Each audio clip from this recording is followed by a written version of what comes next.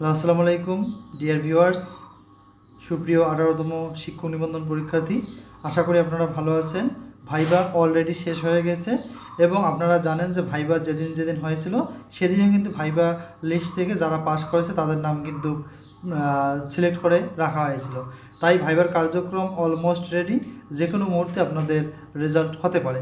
তো এই রেজাল্টের পরবর্তী ধাপগুলো কী কতদিন লাগতে পারে সে সম্পর্কে আমরা আজকে একটু জানবো। এর চূড়ান্ত ফলাফল প্রকাশ করা হবে, যেটাকে বলা হচ্ছে ভাইবা। অর্থাৎ ভাইবাটা হয়েছিল আপনাদের মোটামুটি 7 মাস 3 দিন ভাইবা হয়েছিল। এরপরে ভাইবা শেষ হয়ে গেছে। এরপরে আমরা যদি লক্ষ্য করি, এই ভাইবার রেজাল্টের পরে আপনাদের কিন্তু ই সনদ প্রদান শুরু হবে। এবার থেকে এই সনদ কার্যক্রম চালু হতে যাচ্ছে। যারা চূড়ান্তভাবে উত্তীর্ণ হবেন তাদের জন্য অনলাইন সনদে সার্টিফিকেট, অর্থাৎ অনলাইন যেটা বলা হয় ই সনদ বলতে অনলাইনের সার্টিফিকেট যেটা আপনাদের দেওয়া হবে।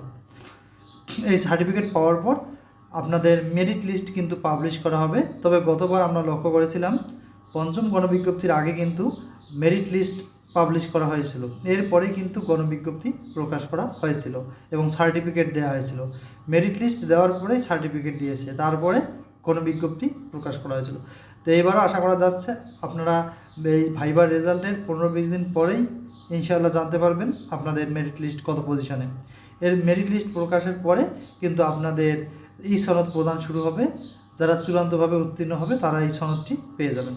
এরপরে এই সনদ পাওয়ার পরে আপনাদের গণবিজ্ঞপ্তি প্রকাশ করা হবে, বহুল কাঙ্ক্ষিত ষষ্ঠ গণবিজ্ঞপ্তি। এই ষষ্ঠ গণবিজ্ঞপ্তির মাধ্যমে আপনার স্বপ্ন বাস্তবায়ন করা হবে এবং এখানে যাদের স্বপ্ন রয়েছে শিক্ষক হওয়ার জন্য তারা সেভাবে সিলেক্ট করবেন প্রতিষ্ঠানগুলো। আপনারা সকলে জানেন যে 40টি প্রতিষ্ঠান চয়েস দিতে হবে।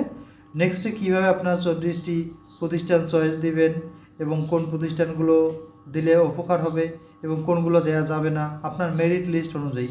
তাই আমরা এগুলো এখনও বলতেছি না, যে মেরিট লিস্ট পাবলিশ হলে আমরাও তখন জানাবো যে যার মেরিট যেরকম সে অনুযায়ী কিন্তু আপনারা প্রতিষ্ঠান সিলেক্ট করবেন এবং তাহলে নিশ্চিত ভালো প্রতিষ্ঠান পেয়ে যাবেন।